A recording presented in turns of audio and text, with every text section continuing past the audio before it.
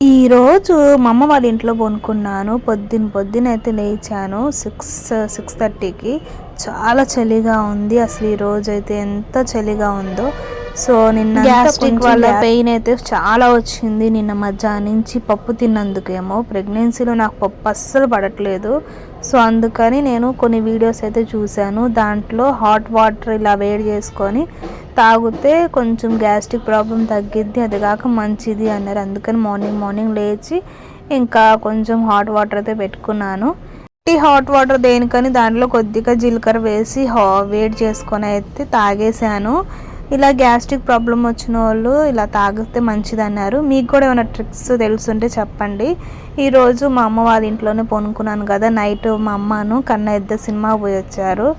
నేను పోదామంటే మరి సినిమాకి పోవచ్చో లేదో తెలీదు. ఇప్పుడు 6th మంత్ కాబట్టి రేపు హాస్పిటల్ చెకప్ ఉంది. రేపు హాస్పిటల్ చెకప్కి వెళ్ళి డాక్టర్ని కనుక్కొని నేను రవితేజ సినిమాకి వెళ్దామైతే అనుకుంటున్నాను.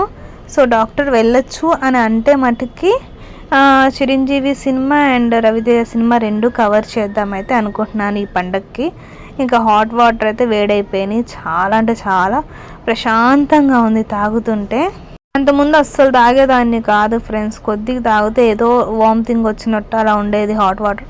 కానీ ఇప్పుడు తప్పదు కదా, అలవాటు చేసుకోవాలి కాబట్టి తాగుతున్నాను.